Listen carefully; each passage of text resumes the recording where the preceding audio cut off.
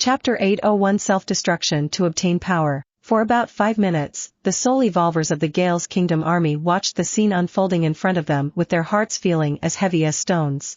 How would you feel if you heard the sound of the bodies of living beings getting swollen and then witnessed tens of thousands of them exploding, sending hot blood splattering everywhere and chunks of flesh not too dissimilar to that of a normal human flying and falling to the ground with chilling sounds? Anna, Giles, Evan, Kat, etc., all of them had suffered some degree of injuries on their bodies due to the war against the demons, especially considering that they were facing dozens of enemies at the same time. However, they could no longer feel pain and like everyone else watched petrified as the demon army was wiped out forever. Approximately 5 minutes passed and Xietain looked around with an indifferent expression on his face. A flash of regret shone in his eyes as he realized that despite their injuries, the second-order demons were still alive. My magic power is not high enough to crush the internal organs of these second-order demons, let alone make their bodies explode. Xietain sighed in his heart as he activated overlap regeneration for the 8th time in the day. Magic for agility. Xietain muttered, and in just a second he turned into a golden blur, disappearing from everyone's sight. Even Ellis and Seraphina couldn't follow Xietan's movements at all. Boom, boom, boom, boom, boom, boom, boom, boom. The heads of the second-order demons began to explode one after another as the remaining power of what everyone assumed were fierce punches shattered the ground behind each demon chosen to die. Is that person really Xietain? Evan swallowed audibly and subconsciously caressed his neck with his left hand as if to confirm it was safe and sound. That seems to be the case. Giles nodded, somewhat unsure of his own answer. Ellis, like most of those present, looked at the flash of golden light that flickered at impossible-to-follow speeds. Her face was pale at the horrific scene she was witnessing. What kind of absurd power is this? The first princess of Gales muttered with wide eyes. Wasn't Xietain a first-order soul evolver? Forget about Liam, the greatest talent of the Gales Kingdom and probably the entire younger generation of Eventide world. Ellis was 100% sure that even her father King Philip didn't have the ability to do what Xietain was doing. Only 8 seconds passed when 3,000 headless corpses fell to the ground with purple blood gushing from their broken necks. As the troops of Gales stared in shock and horror at those demonic corpses, it was hard for them to accept that less than 10 seconds ago they were all second-order powerhouses that could kill most of them without a problem. Under everyone's astonished eyes, a part of the rivers of blood moved strangely and covered all the second-order soul stones. By the time the blood moved away, the soul stones were nowhere to be found. Xietain approached Seraphina, who was looking at him in surprise and disbelief for obvious reasons. He frowned and looked off into the distance in a northerly direction as he said in a deep voice, "We need to move.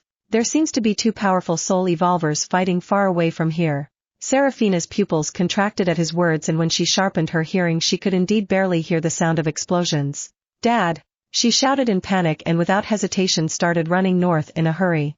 If there were 2 soul evolvers fighting, then that meant that one of them was definitely her father, the King of Gales. Moreover, the fact that the other party could contend against her father meant that the enemy demon must be a general of the Demon Lord. Xietain also realized this problem and quickly followed Seraphina. Most of her skills were on cooldown, so it was easy for him to catch up, and without asking permission he caught her body before dashing into the distance and disappearing in an instant. Ellis finally blinked, coming out of her frozen state, and quickly shouted in a brave voice, "Everyone, charge! Kill all the demons until not a single one of them is left alive." Without waiting for a reaction, she activated several skills to boost her agility and movement speed before dashing into the distance. Kill! Kill! Follow the princesses! The human army generals and the troops let out war roars as they ran towards the outside of the city. All of them seemed to have received some kind of strange injection, as their eyes seemed to have no trace of rationality, since the only thing they were looking for was the death of their enemies at any cost. Xietain and Seraphina crossed the collapsed part of the northern wall of the city. He carried her and quickly covered more than 3 kilometers, finally seeing the human troops and the demon troops locked in what was a bloody and cruel war that rarely occurred between 2 races. Most striking, however, were the hundreds of thousands of burned corpses on the ground, as well as the large amount of ashes agglomerated in such a way that even the fierce winds were having difficulty blowing them away. Seeing the faint purple lightning still crackling on the ground, Seraphina smiled proudly and said cheerfully, "That's my mom's magic. It's these demons' bad luck to face one of the most talented and powerful mages in the whole world." She was really joyful and felt as if a weight was lifted from her chest after detecting traces of her mother's magic. However, Xietain frowned tightly and felt a bad premonition when he noticed that this trace of magic belonging to Queen Helena still lingered only because the skill launched was very powerful and the Queen's magic power was terrifying, but in reality, it had been several minutes since those demon corpses had been scorched. Xietain tried to find a particularly powerful mage wreaking havoc against the demon army, but he soon realized that there was no such mage. Don't tell me.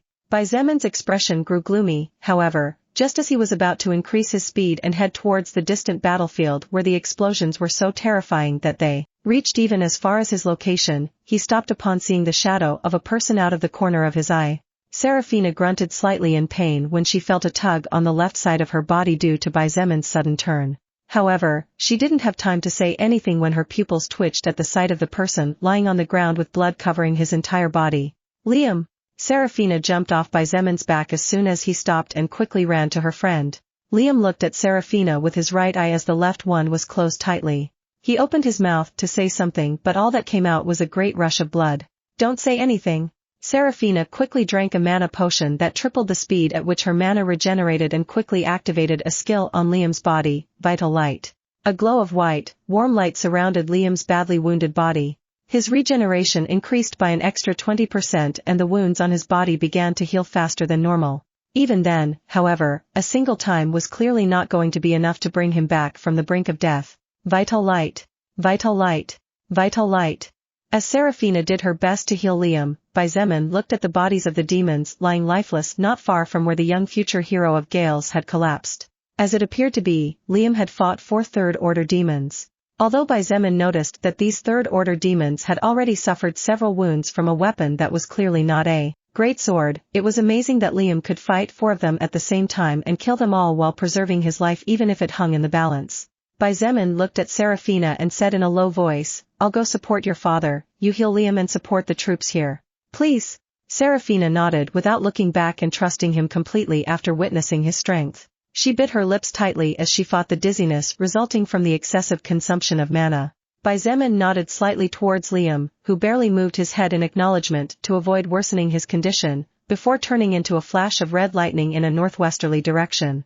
Every demon in his path was turned into a pile of meat paste regardless of whether it was first order or second order. Every meter he advanced the explosions became more and more ferocious, and approximately 2 kilometers later, Xietain finally caught sight of 2 figures clashing in what could only be described as a death battle where the defense had long since ceased to be taken into account. The golden spear and the purple sword clashed more than 70 times per second, shattering the earth completely. When the skills were activated, huge craters at least 600 meters in diameter covered the area with the impact zone as the center. Xietain was barely able to see 2 flashes of light, one white and one black, moving everywhere. The fact that he could barely make out who was who surprised him tremendously since this could only mean that both soul evolvers outmatched him by a good margin in terms of agility. However, Xietain soon realized where the problem lay after seeing King Philip. The demon's body was covered in purple blood from head to toe and his left hand was missing. There were several fist-sized holes in his torso with white lightning fighting against the black energy covering part of his body. On the other hand, the current King Philip no longer had his past appearance at all. Although there were few wounds on his body compared to the wounds on the general demon's body, his hair had turned completely gray and his formerly handsome face had now become that of an old man of at least 80 years old.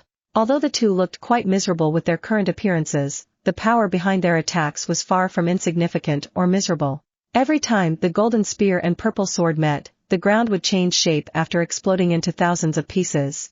These two used self-destructive skills in order to get a significant increase in power temporarily, Lilith explained calmly. Xietain, you need to stop that little princess's father, or else he will turn into ashes within a minute at most. Xietain didn't hesitate to activate overlap regeneration for the 9th time in the day, and after exchanging all his magic points for agility, he dashed forward. His storage ring released a small purple radiance and immediately Crimson Thunder Dragon's last words appeared in his right hand.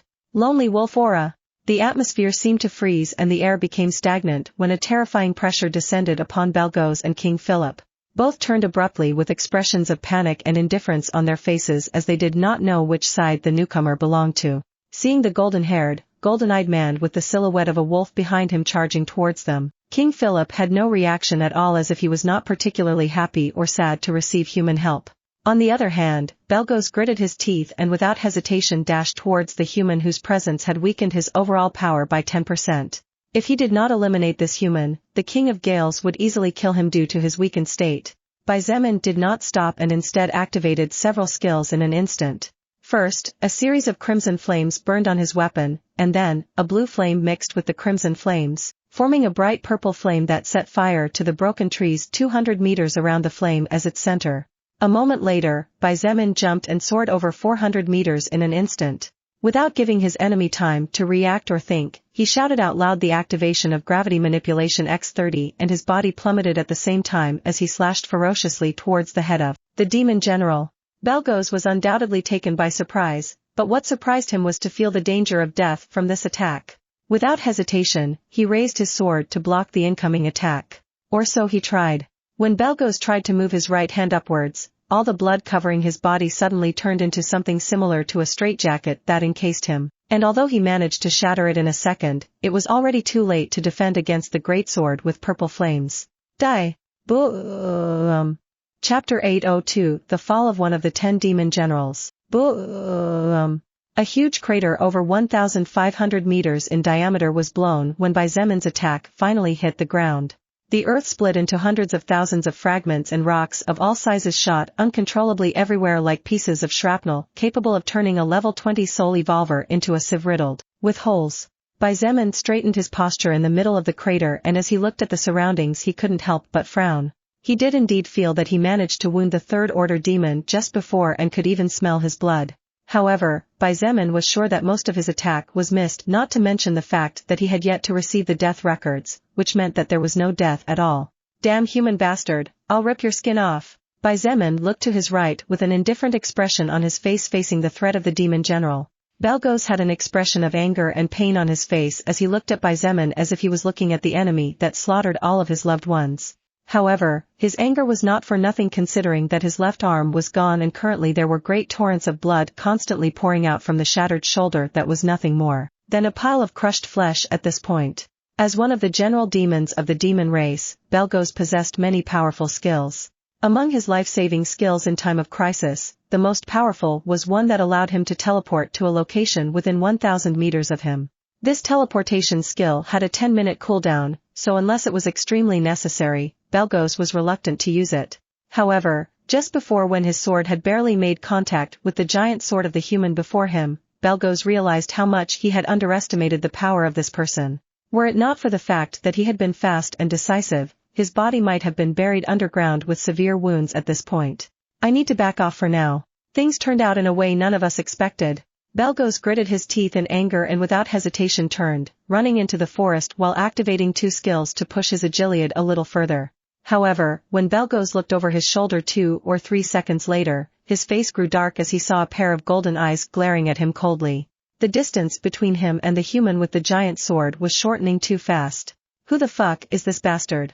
Why didn't the report we received say anything about him? Belgos began to panic as he realized that this day next year could be the anniversary of his death. In the end, Belgos decided it was all or nothing, therefore, with an abrupt turn that displayed his combat experience, he stabbed forward with his sword.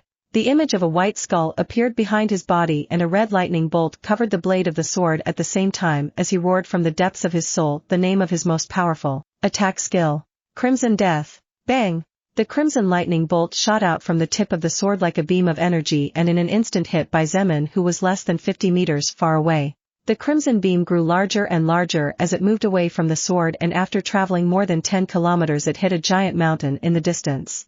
For a moment, everything remained the same as if nothing had happened. However, just a blink of an eye later, the result of the fierce attack was displayed for even those fighting near Bearcrest City to see. Boom! Rumble. The mountain exploded from the middle up. Colossal-sized boulders flew through the sky before disintegrating into small pieces that rained down everywhere as the surroundings rumbled and the earth shook fiercely as if a giant had awakened from its slumber. This skill was the main reason why few existences around the world dared to provoke Belgos, and those that had the courage to do it would definitely not do it for a small matter. With such a high destructive capacity, a large part of a city would easily be wiped out to nothing if he decided to activate this skill casually, and the scariest thing of all was that the activation of Crimson Death was almost instantaneous, so it was difficult to defend against it. However, Belgos did not even feel happy in the slightest at the demonstration of damage he had just caused. After all, far from receiving soul power from the unknown human, all he felt was danger so high that Belgos knew he wouldn't be able to avoid even if he wanted to. Looking to his right out of the corner of his eyes, all Belgos caught was a glimpse of a golden light coming towards his abdomen. Boom! As Baizemen's fist wrapped by annihilation of the falling sky in its dragon claw form impacted the abdomen of Belgos, the proud demon general leaned forward and his eyes nearly popped out of their sockets as the air in his lungs emptied. Thank God and I have Shadow Blink with me or that attack would have killed me. Baizemen thought grimly as he spun 360 degrees and used his right leg as a whip. Boom! Belgos' body was sent flying like a kite whose string had been cut, and the chilling sound of bones cracking aided the pain that was transmitted to his brain for him to understand that his single, remaining arm had been broken. His body hadn't even touched the ground when Belgos felt a fierce blow on his back that stopped his backwards movement. Critical hit. Baizemen smashed his knee into the back of the demon general and the sensation of having broken something was transmitted even through the armor and leg protectors. Boom! Belgos was sent flying in the opposite direction and this time he could no longer feel his lower body. A large hole of blood appeared on his back, revealing the shredded flesh and broken white bones inside. At the same time, he felt as if everything around him was turning white so he didn't even realize he was spitting blood in midair. Boom! Boom! Boom! Boom! Boom! For approximately 15 seconds, King Philip watched indifferently from a distance as the body of the demon general Belgos was sent flying all over the place like a punching bag by a flash of golden light that even he could not follow clearly even though he was still under the effect of his soul rupture skill.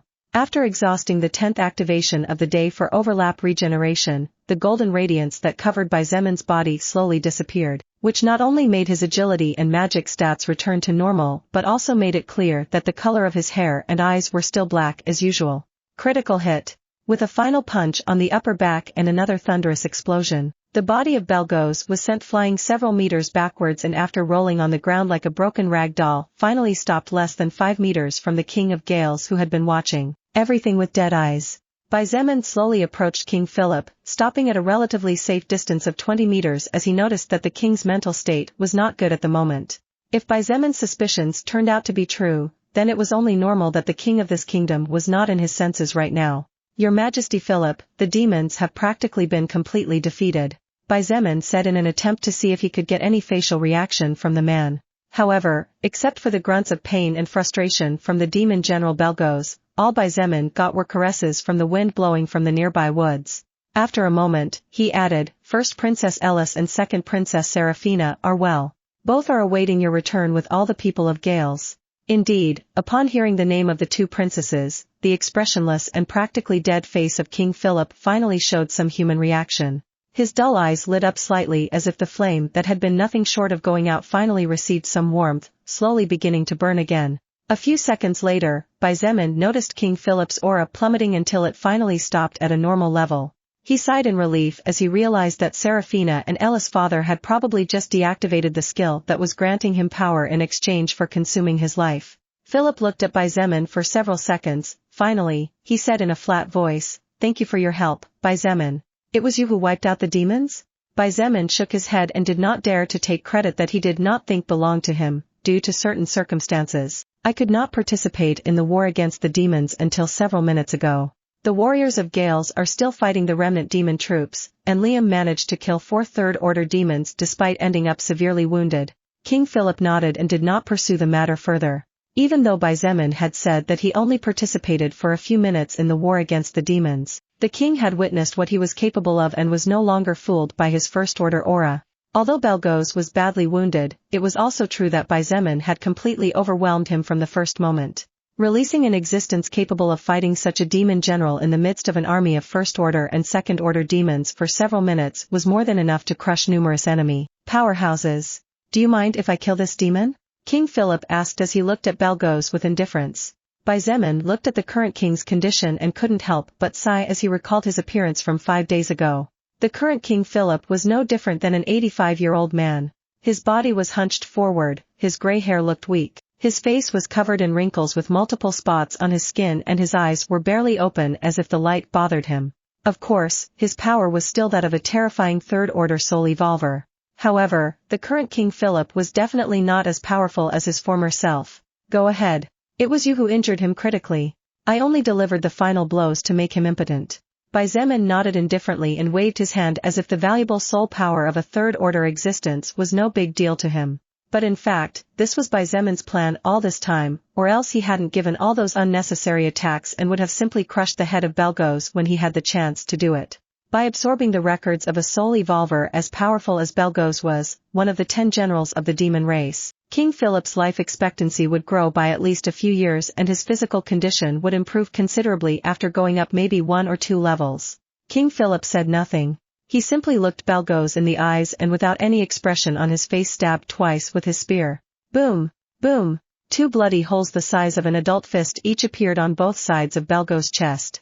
The eyes of the demon general opened and a flash of disbelief shone in his red pupils as he felt his life quickly fading away. When his eyes met the cold gaze on the aged face of the King of Gales, he understood the reason why the man had decided on this method of killing him. You have received the soul power of 3rd Order Belgos level 153. You have received health 120, strength 138, agility 155, stamina 248, magic 112, mana 105. You have leveled up and reached level 157. You have received 4 status points to distribute freely. You have leveled up and reached level 158. You have received 4 status points to distribute freely. Instead of drawing his spear like any other normal soul evolver would do, Xietain watched in confusion as the King of Gales waved it to the side casually and sent the dead demon general's body rolling several meters as if it was a piece of pesky garbage in his eyes. Add the 4 points in health. Xietain raised his head to look at the king and quickly noticed that, just as he expected, his condition improved considerably. While he was nowhere near his past, at least now he no longer looked like a man with 1 foot inside the grave and instead looked like an old man of about 60 years old. His hair was still completely gray, but at least it no longer looked so weak as to be blown away by the wind. His emerald eyes were now properly open and 99% of the spots on his skin were gone without a trace. Most notably, his posture was now straight as a spear, giving him the appearance of an ancient warrior but with great battle experience. Helena was killed by Belgos, said the King of Gales in a somewhat choked voice as he did his best to hold back the urge to cry. Xietain did not know what to say, so he was only honest with his words and said what he felt in his heart. I am sorry to hear that and very sorry for your loss. King Philip nodded and without another word took out a mutant beast hamstring from his storage ring. He held Belgos' feet together and bound them before getting back to his feet again. Let's go. Let's end this once and for all.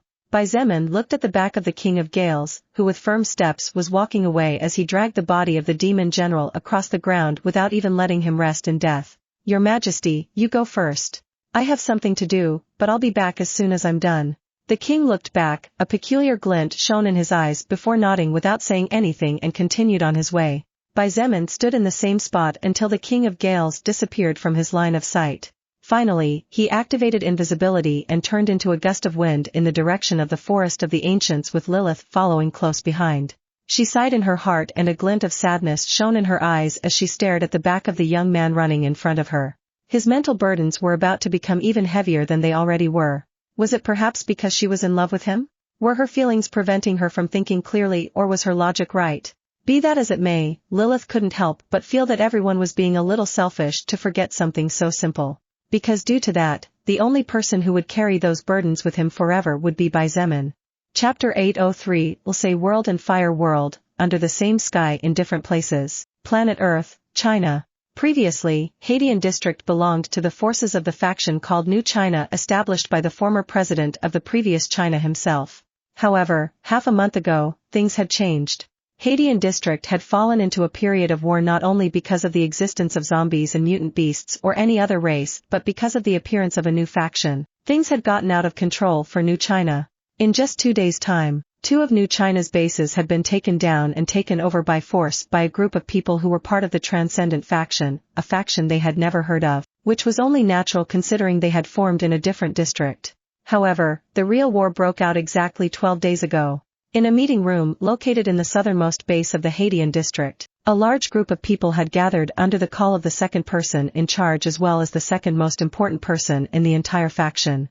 Among those present were not only important figures formerly belonging to New China who had wisely surrendered to the power of the Transcendent faction and through wholehearted cooperation managed to keep important positions almost intact within the Xietain district bases, but there were also several of the main leaders of each of the bases that the Transcendent faction controlled. People like Fu Xiafeng, Bai Dilan, Wu Keqian, and some others arrived from the 2 bases in Chongping district using combat helicopters. On the other hand, Meng Qi, Wu Yijuan, Feng Tianwu, Qin He, and others who had been organized to take over 4 of the 5 bases newly controlled by the Transcendent faction in Xietain district were also among those present. That's right, all the bases in New China had fallen into the hands of the Transcendent faction. The 3 that remained to be taken barely managed to put up some resistance after Xianyuan Wentian's troops were defeated, and in just 2 days all 3 bases were easily taken. Sitting on the right side of the seat at the head of the table, Shangguan Bingshui was currently feeding Bai Shilin with mashed apples. Everyone silently watched the scene without making a sound at all, and instead of disturbing the sleeping lioness, they preferred to quietly marvel at the resemblance between the little kid and the adult woman. A few minutes later, Bai Shilin finished all her food and a maid came over to take the things away, but not before bowing. "Shilin, go and play with grandma for now, okay?" Shangguan Bingshui smiled sweetly and the hearts of 99% of the men present trembled. "Okay." Bai Shilin nodded obediently and got off Shangguan Bingshui's lap before walking over to Shangguan Xinyue, who with a smile on her face took her small body in her arms and led her out of the room. When the 2 doors closed, the gentle expression on Shangguan Bingshui's face disappeared, being replaced in an instant by a coldness that sent shivers down the spine of everyone present. Her eyes turned to a pot-bellied man with freckles on his face and said in an indifferent voice, "Intendant General Hua, how is the construction of the energy nullifiers progressing?" "Why yes." Hua Lim swept the sweat from his forehead and quickly explained, "The 7 bases of our faction are currently in the process of constructing the energy shields after finally finding and obtaining the necessary materials for their development. Although the Chongping district base under the care of Mayor Wu Keqian is too large, 2 energy nullifiers will be enough to cover it in its entirety. According to a quick estimate, within 2 to 3 weeks all our bases will have a system capable of protecting them against nuclear weaponry."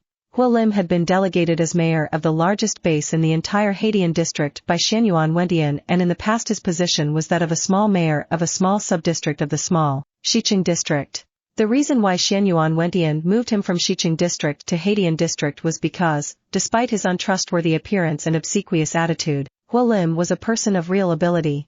Of course, Hua Lim was not a person with physical power at all, let alone magic power. His level was only 5 and his stats were just relatively good for his level thanks to the good nutrition he had as a result of his position. His strength lay in something different, and strangely enough, it was something that many would not consider a strong point. Luck. Hua Lim was very lucky. His luck was so high that it was unnatural no matter how one looked at it. For example, when the base was shot down days ago, Hua Lim was inside the only building that by a coincidence of fate was not shot down by the bombardment of air missiles and magic skills of the Transcendent faction's soul evolvers. Wasn't that proof enough of his luck? Then how about the fact that he once found the corpses of 2 soul evolvers above level 40, and apart from their treasures and weapons, Hua Lim found in the backpack of one of them a blueprint from the soul record which he for personal reasons decided not to immediately hand over to Xianyuan Wentian and rather decided to play the game of watch and wait. The name of this construction blueprint was Thermonuclear Energy Nullifier, and it was a rank 3 construction blueprint. When the Transcendent faction took over the base after destroying all opposition and crushing the soul evolvers who showed any intention of fighting back, Hua Lim naturally lost his position as mayor of the base, and not possessing any truly outstanding abilities his privileges were revoked, thus successfully making him a citizen of the lowest caste and only allowing him to keep his personal properties such as clothes, food, family, etc. However, how could Hua Lim be willing to settle for being an ordinary citizen? Therefore, he requested an audience with the person in charge, saying he had something important to discuss. After being brought before Shangguan Bingshui and freezing at her otherworldly beauty, Hua Lim presented the construction blueprint for the thermonuclear energy nullifying shields. Wasn't his luck too high? He just possessed what Shangguan Bingshui needed most to nullify the power of Xianyuan Wentian and his nuclear bombs. Thanks to that, he managed to become the Intendant General who maintained communication among the bases and was in charge of the development of the thermonuclear energy nullification shields. Although Hua Lim could no longer be as relaxed as before and indeed had a lot of work to do, not only did he manage to keep his privileges, but he was also promised a monthly pay raise as long as everything worked out well. That time needed, cut it in half. Shangguan Bingshui said in a cold voice, and when Hua Lim wanted to say something he held back as he met those 2 dagger-like sharp eyes. In the end, all he could do was say in a submissive voice, "I will do my best. Although the amount of resources needed to carry out such a thing will be several times greater. Do what you have to do. If within a max of 15 days you don't have those shields ready, then you'd better pack your belongings and get ready to go live in a wooden shack in the suburbs of the base." Shangguan Bingshui showed no mercy with her words. Hua Lim could only nod as he cleaned the sweat from his forehead. At the same time, his eyes subconsciously drifted to the vacated seat at the head of the table, and he couldn't help but be curious about the man leading the faction. In reality, 90% of the work was done by Shangguan Bingshui during the breakdown of the forces that put up resistance before the takeover of the other 3 bases in Xietain district. She had managed to make quite a reputation for herself among all the humans in Xietain district. Unlike the humans and soul evolvers who resided in Chongping district or knew Shangguan Bingshui for a long time, humanity in Xietain district secretly called her the Bloody Queen. This was because she alone had cut off the heads of over 3,000 armed men and over 200 soul evolvers who dared to raise their firearms and swords against the Transcendent faction, staining the white snow in crimson. Looking at everyone one by one, Shangguan Bingshui announced in a cold voice, "Within 15 days, we will start moving towards Xietain district." Xietain district? Wu Yijuan muttered in surprise before exclaiming in shock, "Bingshui, isn't Xietain district where the central base of New China is?" Shangguan Bingshui calmly looked at her best friend and nodded, "That is correct." "Why do you ask?" Wu Yijuan blinked and subconsciously shook her head as she said quietly, "And no. It's nothing." Shangguan Bingshui turned to look at 2 people and said in a firm voice, "Chen He, Zhongde, both of you are the commanders of the Blood Whip Legion and the Blood Sword Legion respectively. I want you to coordinate with the deputy leaders of each team, each brigade, and each battalion. Within 15 days we will begin a full-scale assault against Xianyuan Wentian's forces. Any questions?" This. Chen He hesitated for a moment before saying in a careful voice, "Bingshui, shall we send all our troops?" "Of course not." Shangguan Bingshui shook her head and said casually, 50% is more than enough to crush the other side. All they have to threaten us are nuclear weapons, even the one who leads them is just a useless piece of trash after all." The anger in her voice was tangible to anyone, and even though her words were a bit harsh, everyone present knew that Xianyuan Wentian had practically been defeated in 1 versus 1 combat against her, so no one said anything about it. "Since there are no more questions, everyone can start moving now." Shangguan Bingshui stood up and left without waiting for a word from anyone. Looking at her back and the white hair that fell like a waterfall over it, Wu Yijuan's big black eyes flashed with a hint of sadness as she said in a low voice, "This is the first time I've seen Bingshui's emotions this out of control." Chen He nodded and sighed without commenting on it. Everyone was aware of where Shangguan Bingshui's anger was coming from. She blamed herself for what happened and told herself that if she had been more cautious, Xianyuan Wentian could never have escaped, and therefore Bai Zemin would not be in a situation whose life or death was unknown. If not for people like Zhongde, Evangeline, Kong Lan, and others who were under the effect of the loyal follower subclass confidently saying that Bai Zemin was alive, the Transcendent faction would have immediately split and the different leaders of each establishment would have started to fight for power. At the end of the day, no matter how strong Shangguan Bingshui was, the reason they were all united was because of Bai Zemin, and without him that union would no longer make any sense. Bang! Xiao Ming slammed his fist on the table and stood up, walking to the exit while spitting curses towards Xianyuan Wentian and vowing to castrate him when he found him. "Ha ha." Wu Yijuan laughed listlessly as she stood up but then again fell back in her seat after suddenly feeling dizzy. Bai Dilan gently patted Wu Yijuan's shoulder and said in a kind voice, "Yijuan girl, you should go home and get some rest. You haven't slept well for the past few weeks." Wu Yijuan simply forced a smile but said nothing. She was tremendously worried and frightened, fearing what might happen to Bai Zemin, what might have happened to him, and what would happen in the future. Wu Yijuan only felt at ease and peaceful with him around, or else she could not even fall asleep, not to mention the ever-increasing longing growing in her heart. Several hours later, under the moonlight in one of the snow-covered forests. Due to the low temperatures, the leaves of the trees had been cold burned so that all their branches were brown with no trace of green. This added a different trace of beauty to the white landscape, and now the moonbeams were able to reach the forest floor much more easily. In the center of the forest, the snow had been frozen by a thick layer of ice that stretched for several kilometers. On top of the ice layer were thousands of statues of mutated beasts and zombies that had been frozen to death. Under the silver moonlight shine, the statues released a faint beautiful radiance despite how tetric it was to think about the fact that thousands of lives had been ended due to the ice that built them. Standing in a clearing half ice and half snow, Shangguan Bingshui looked up at the starry sky with sadness and guilt in her eyes. She closed her eyes, and as she remembered the helpless look on Baizemen's face and the nuclear missile that forced him to open a portal to some unknown world, all that sadness began to turn into anger and desire for revenge. Xian Yuan, Wentian, I swear on my life to make you regret bringing me into this world, she muttered with her pearly teeth firmly clenched.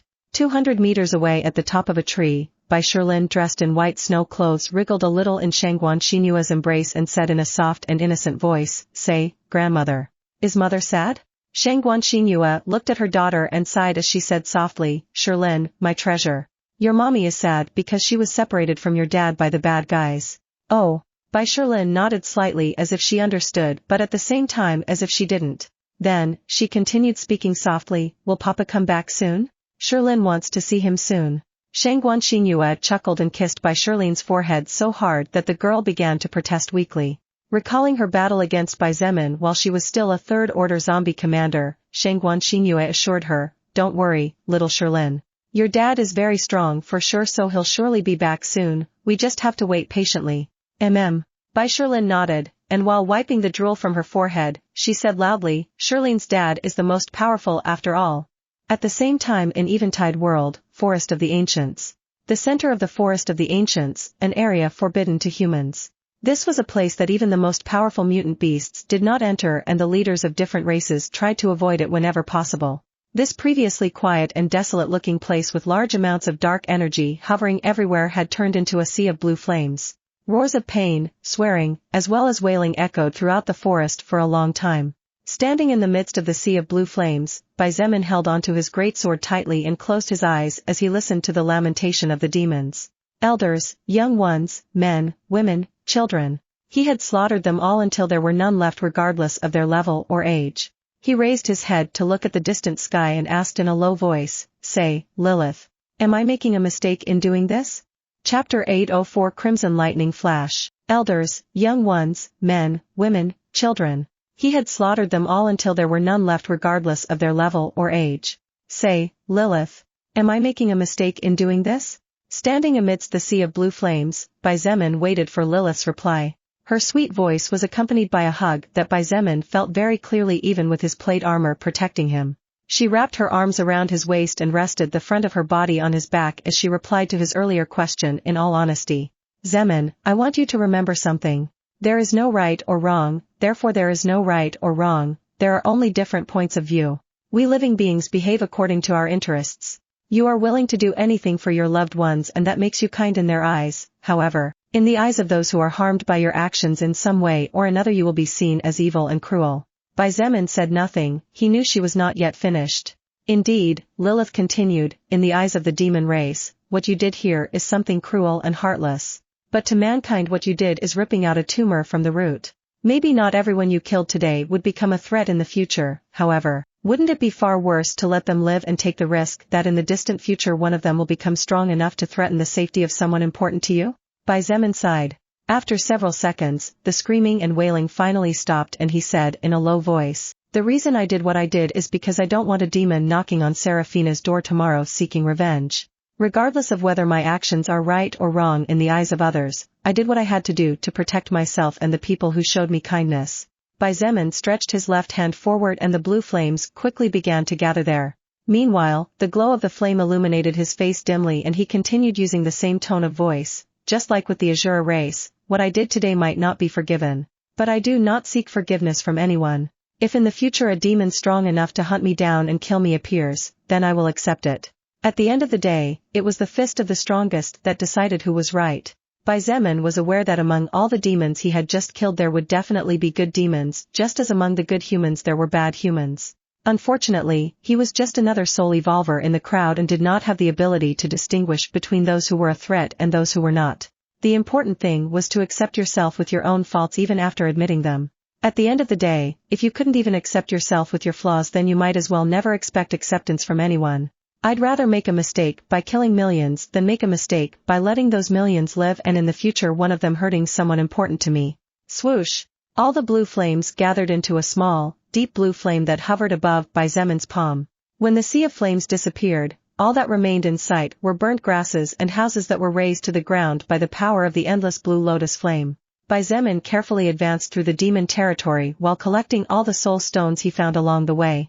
Approximately 10 minutes later, Xietain stopped in front of what appeared to be a cave dug into a mountain, and out of caution he took off the Gale's earring before replacing it with the mystic earring. It wasn't as if he had come to this place to have a conversation anyway.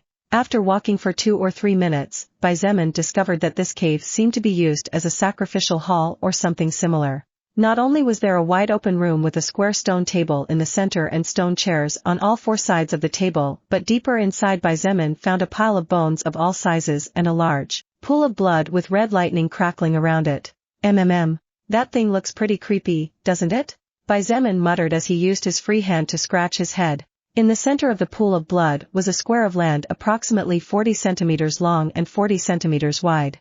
However, the most striking thing was that exactly in the center of the small square of earth was a deep red plant. The plant was not very large, probably only 20 to 30 centimeters tall at most. Furthermore, this plant had no fruit, but instead there were tiny seeds hanging on the red leaves, and it was precisely those tiny seeds that released the lightning flashes that crackled all over the pool.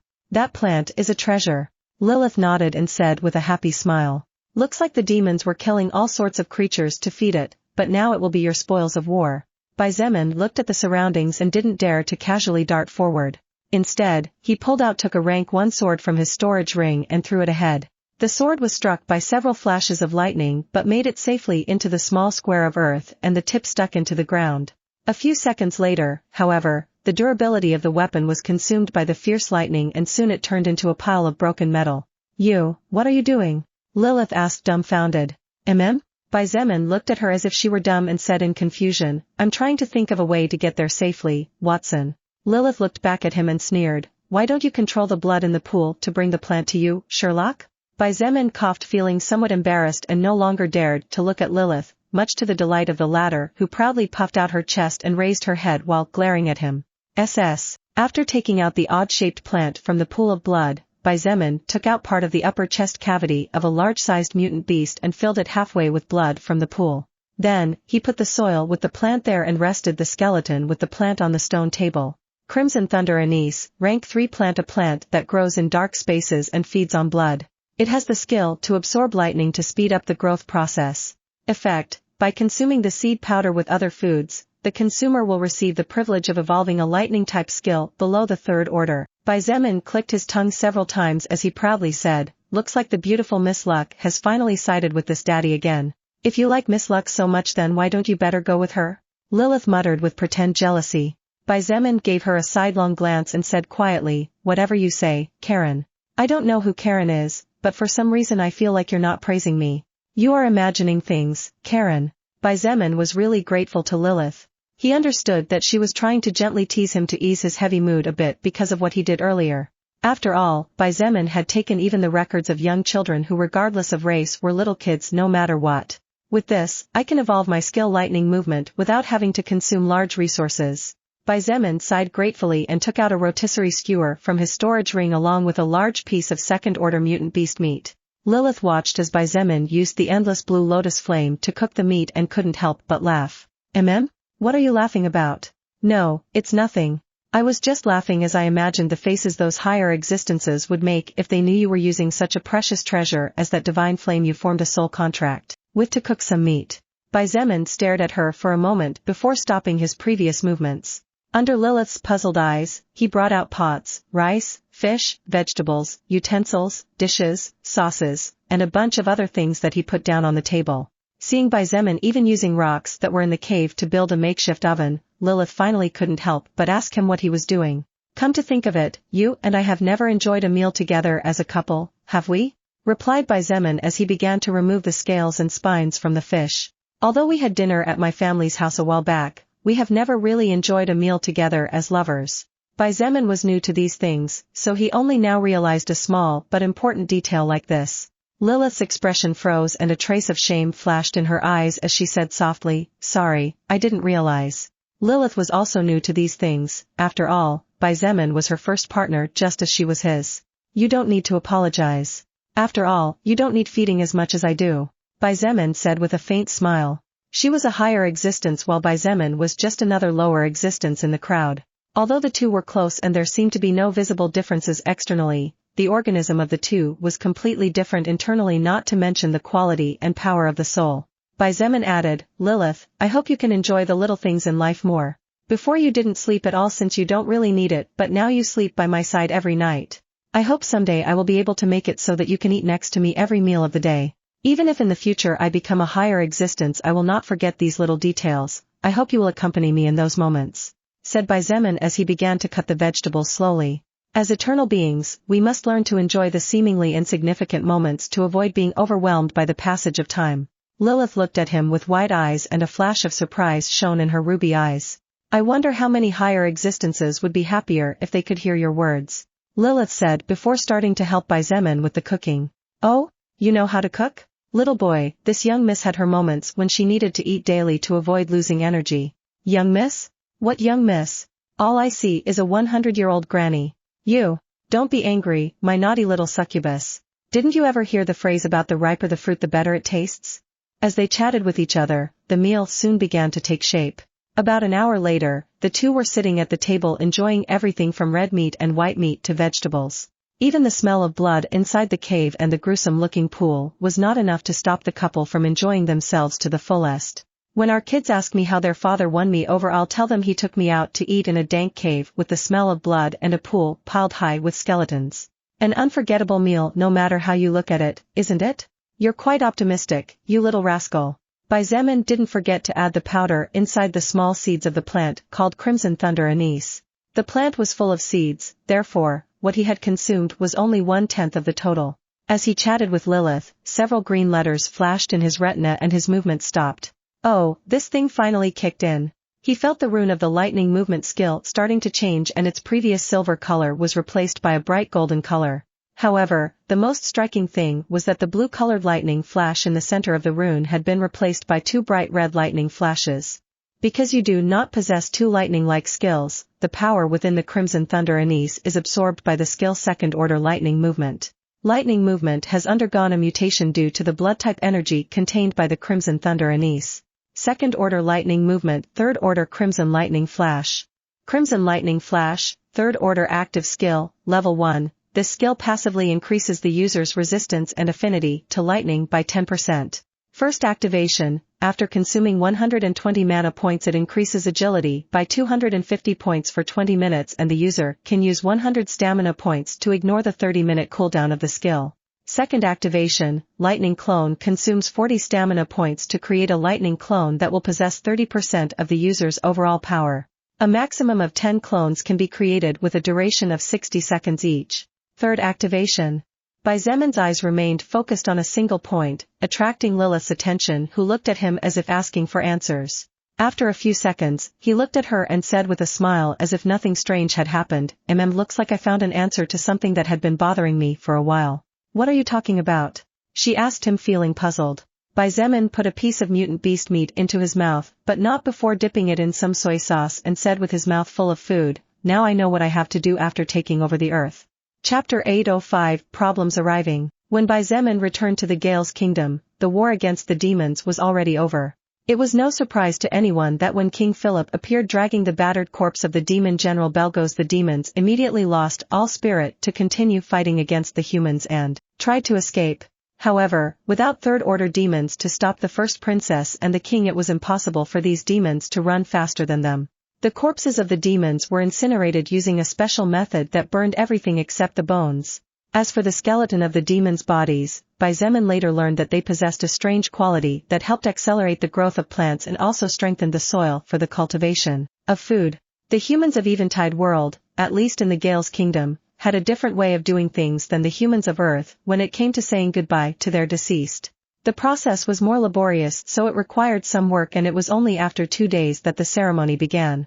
Of course, during the past 2 days many tasks were carried out, such as the start of the repair of the north wall of the city and the rebuilding of new magic towers that were destroyed by the attack of the furious King Philip when the demon general dodged it. In addition to the repairs and construction of new homes, the Gale's Kingdom logistics team also had to count the number of casualties, not only of soldiers who participated in the war against the demons, but also the number of citizens who lost their lives either under the swords of a demon or the collapse of a building after being hit by the resulting shockwaves between 2 or more powerful attacks. As for revenues, Although the Gale's kingdom managed to obtain a huge wealth of first-order soul stones and even nearly 1,000 second-order soul stones, as well as a lot of equipment and system treasures that previously belonged to the demons, the losses Bearcrest City had suffered were too great to feel joy. The night of 2 days after the war against the demons, all the citizens of the Gale's kingdom took to the streets and walked while singing a strange ancient song that was passed down from generation to generation. Led by a group of old women who appeared to be witches, the citizens threw laurel tree branches as a form of respect for the fallen soldiers and innocents. At the same time, on the top of the mountain and in the side courtyard of the castle where the royal family of the kingdom lived, the families of the soldiers who had fought in the war against the demons had gathered together with the families of the citizens of the Gale's kingdom who had lost their lives. Standing under a tree, Xietain, dressed in his crimson armor with a glass of juice in his hand, looked at the scene from afar with a calm expression on his face. 12 witches were dancing around 12 large towers built of wood. On top of the wooden towers, the corpses of the soldiers who fought for the kingdom and lost their lives rested. While the witches threw some wreaths of roses on the wooden towers, King Philip personally took it upon himself to put gold coins in the closed eyes of the soldiers. The fact that the king himself was in charge of this task was a great honor that usually no one could receive. While the whole process was being carried out, the families of the dead cried and made preparations to say goodbye forever to their loved ones. "Are the customs of our realm different from those of your world?" A soft, calm voice sounded from behind him. Looking over his shoulder, Xietain saw the first princess of Gales walking toward him. Elis was wearing an elegant sky blue silk dress. Her long golden hair was floored behind her back and a small silver crown glittered on the top of her head. Her violet eyes sparkled with charm and bravery under the glare of the stars. "It's a little different, but it's not something I'd never heard of," Xietain replied, returning his eyes to the front. Elis stopped beside him standing an arm's length, and as she fiddled with the wine glass in her hand, she said quietly, "Tell me a little bit about that." "The human history books of my world were written in the blood of many men and women who lost their lives in countless wars. Several generations ago, the time we call the Middle Ages used to have these kinds of rituals. Except that it was usually people of great courage and bravery who received it while normal citizens were just cremated to avoid plagues." Xietain calmly summed up. "I see." Elis nodded and asked no more questions. After a few minutes of silence, Xietain glanced sideways at her and noticed that Elis' eyes were slightly red, a sign that she had been crying. He turned his eyes forward and his gaze automatically focused on the golden-haired beauty whose golden hair was tied in 2 ponytails and whose soft pink dress added an extra layer of purity to her innocent face. During the previous 2 days, Seraphina had practically locked herself in her room and rarely came out. However, it didn't take a genius to know that this little princess of Gales had been crying. After all, unlike Ella's slightly red eyes, Seraphina's eyes were puffy and probably looked even worse under the makeup she had used to cover her dark circles. The citizens of the Gales kingdom had lost a queen, but the king of the kingdom had lost a wife while Seraphina and Elis had lost their mother. The fall of Queen Helena had hit many people hard, so much so that during the past few days many nobles and soul evolvers of the Gales kingdom who lived or were in other cities of the kingdom did not hesitate to visit Bearcrest City to pay their respects during the farewell of one of the most talented and powerful mages of the human race. Approximately 3 hours later, King Philip had finally covered the eyes of all the corpses of the soul evolvers that had been rescued from the battlefield, as many of them had exploded in blood mist or were in unpresentable conditions. Those bodies were replaced by wooden coffins with 2 golden eyes drawn on the lid. "May their souls rest in peace, my brothers and sisters." King Philip threw a flaming torch into the center of the 12 towers and the wood soon began to burn. His eyes, as well as those of his daughters, focused on the central tower where the body of Queen Helena rested with her eyes closed and 2 small gold coins covered her eyelids. As the flames burned brighter and brighter, the sound of crying and wailing grew louder and louder as the families of the deceased watched the bodies of their loved ones slowly begin to be swallowed by the fire. Unlike King Philip and Elis, who seemed to be able to hold back their tears, Seraphina did not even bother to play tough and directly burst into tears like a disconsolate little kid on her older sister's shoulder. Xietain looked at the glass of apple juice in his hand and said under his breath, "I should have chosen the glass with alcohol after all." About 30 minutes later, the flames finally finished burning the 12 wooden towers and the manaless bodies of the once powerful soul evolvers turned to ashes. The 12 witches stepped forward and began to collect the soul stones. They stored them all inside a chest bathed in diamonds, rubies, emeralds, and other precious stones before handing it over to the king. Under Xietan's astonished eyes, King Philip walked to the edge of the cliff and without even hesitating threw the chest into the bottomless abyss which no one had ever visited. Did they throw the soul stones into the abyss?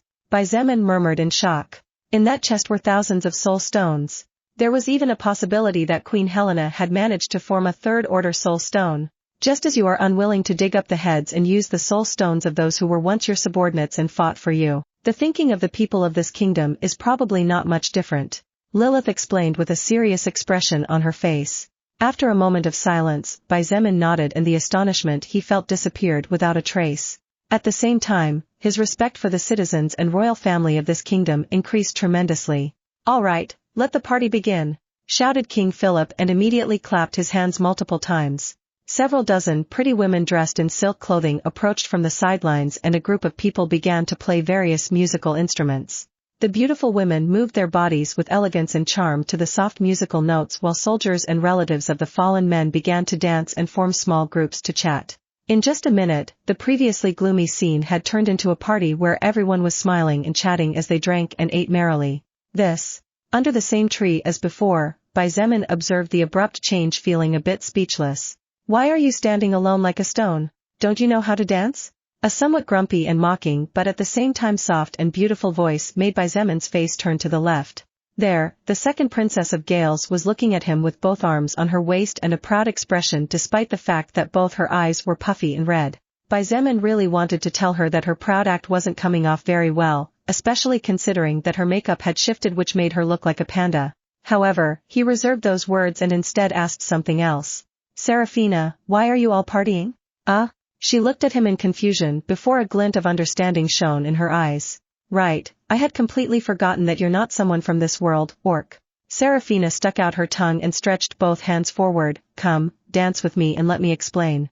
Xietain hesitated to take her hands. "What's wrong? Are you really bad at dancing?" Seraphina raised an eyebrow before shrugging. "It's okay, I can teach you a trick or two." "No, it's not about that." Xietain looked to the right as he muttered those words. Lilith chuckled and nodded her head as she said kindly, "Go. Dance with that little princess, at least that will help her feel a little better after all the things she had to go through." Xietain watched Lilith's expression for several seconds and it wasn't until he finally realized that she really wasn't jealous or upset that he let out a sigh of relief. Seraphina had been looking at him confused as to why he was looking at nothing, but when she felt his hands on hers, all thought disappeared and soon the two of them found themselves dancing, though mostly it was Seraphina leading Xietain on or scolding him for stepping on her toes. Every kingdom changed a thing or two over the years, but at least here in Gales that's how we deal with our departed. Seraphina explained softly. Gold coins are placed over the eyelids of the fallen so that when the fire melts the coin and the eyes open to the new life beyond death they can all live prosperous and happy lives.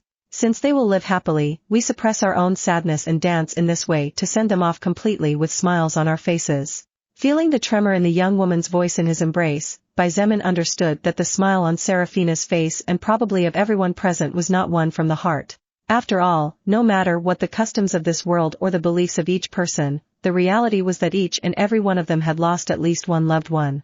In Seraphina's case, she had lost her mother and would never be able to see her again. It was impossible for someone who had been crying inconsolably for the past few days to smile just because her mother's body had just been set on fire and that was it. Basically, this was a ritual of respect to bid farewell to the souls of the fallen, and although Xietain knew that in reality most of the souls of the dead had been absorbed by the demons that killed them, he did not point it out. After all, every soul evolver who knew how empowerment worked knew this fact. Besides, who was Xietain to say or opine on how right or wrong, weird or not weird, other people's habits might be? Just at that moment, several footsteps approached from a distance and King Philip immediately became on his guard as he realized that these people did not have good intentions. In fact, it was not only him who noticed it as the atmosphere immediately broke when these people appeared and the people who were dancing or drinking and singing stopped as they looked at the new arrivals cautiously. "Prince and Princess of Kingdoms," Xietain muttered with narrowed eyes. Chapter 806 Everything Gets Out of Control, Part 1. Compared to the number of soldiers from the Gales kingdom present at the ceremony to send those brave ones who fell defending their kingdom and the innocent ones who were not spared by the demons, the number of people who approached with an imposing aura was pitifully low. Still, this did not mean that they were few. A total of between 100 and 200 people completely ignored a maiden's attempt to stop them and approached the center of the garden where the 12 wooden towers had previously stood. The maiden was anxious and clearly did not know what else to do other than continue insisting. "Princes and princesses, I'm afraid you can't," Silence.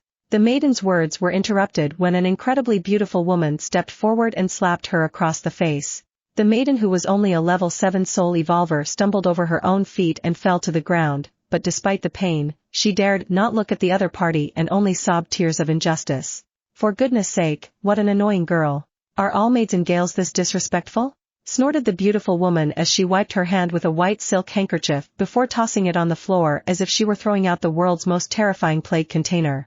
A handsome man wearing gold-colored armor and a shiny gold sword with a red cape on his back approached the beautiful woman and said with what he believed to be his brightest smile, "Bianca, why are you getting your hands dirty with these people? You just need to order one of your soldiers to do the job for you and forget about a slap. That maid would have her head on the floor right now." Bianca was known as the second most beautiful princess of all the kingdoms, and her suitors were innumerable. Among them, princes from other kingdoms were not lacking. Among the princes who wooed her and were willing to do practically anything to get under her skirt was this handsome young man. Although Bianca thought to give him a chance because of his looks, talent, and superb status, she didn't show it on her face. She gave the young man a sidelong glance and said with a slight smile on her face, "Gerard? Even if my Lidora kingdom is not allied with Gales, the power of the Gales kingdom is worthy of respect. Do you think we can just come and casually kill people?" Prince Gerard's eyes lit up and he chuckled as he waved his hand as if it was no big deal. "Bianca, my Thels kingdom is one of the 3 most powerful kingdoms in the world, and coincidentally Gales is not our ally. Your Lidora kingdom is under the care of us, the Thels kingdom. I believe that King Philip would not dare to offend my Thels kingdom and the 16 allied kingdoms for the sake of a small maiden." Prince Gerard's last words were spoken as he looked at King Philip with the same smile from before. A moment later, he added, "Especially now that Gales has suffered such a great loss against the demon army. What they need is time and not problems. Don't you agree with me, King Philip?" As a prince, calling the king of a kingdom by his name was considered disrespectful. Even if Gerard was the crown prince of one of the Thels kingdom, one of the 3 most powerful kingdoms in the world, the power of a soul evolver who was very close to level 160, as was the case with the king of Gales, was something no one could ignore, and even the king of Thels would treat him as an equal, but never below. However, the king of Gales did not have time to open his mouth when a person stepped forward. "Gerard, do you think that just because you are the prince of the Thels kingdom you can behave as you please? Remember that these lands belong to my Gales, not to your Thels." Ellis, the first princess of Gales, stepped out from the crowd as she looked at Gerard and Bianca with narrowed eyes.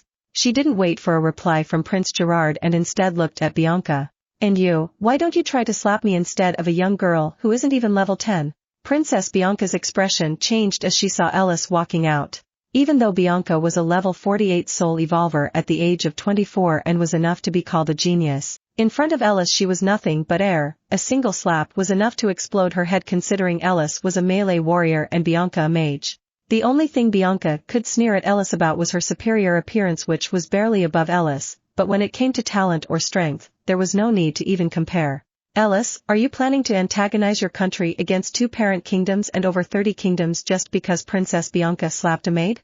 A voice came from the crowd of princes and princesses, and when Ellis saw the person who stepped forward she couldn't help but frown. "Edmund Zivil?" Edmund Zivil, crown prince of the throne and next king of the Zivil kingdom, stood next to Gerard. The 2 princes looked at Ellis with pride, as if they enjoyed seeing the first princess of Gales, always proud and brave, becoming at a loss, or rather not daring to speak anymore. Ellis looked at Princess Diana Meyer of the Pralin kingdom, who was in the crowd, but seeing her not saying anything and instead looking away as if she was ashamed of something, her heart clenched and her face changed noticeably. The Pralin kingdom was the parent kingdom of Gales. The fact that Princess Diana did not say anything in this kind of circumstance definitely could not be good news. Even a fool would be able to understand that something was happening. Serafina was no fool, she was in fact very smart. However, her mood was terribly bad at the moment. She had just sent her mother forever and had yet to accept the fact that she would never again feel her sweet voice or loving caresses. Therefore, the disrespectful arrival of these people naturally tested her patience. Just when she wanted to curse in everyone's face, a large hand held her slender arm firmly but gently at the same time, and looking to the side, she saw Bizeman shaking his head. "Orc, you." Serafina frowned as she looked at Bizeman in confusion. "Wait for now," he said with a strange smile at the corner of his lips. He looked at the grouping of princes and said with a weird glint in his eyes, "Just trust me and wait a little longer." Serafina stared at him for several seconds before releasing the breath she was holding as she said in a defeated voice, "Okay then. King Philip sighed in his heart as he looked at the current situation. He knew well what was going on, so he didn't ask unnecessary questions. Besides, his mood was pretty gloomy after losing the only woman he had ever loved in his entire life apart from his two beloved daughters, so he had no intentions of wasting his time with a couple of brats.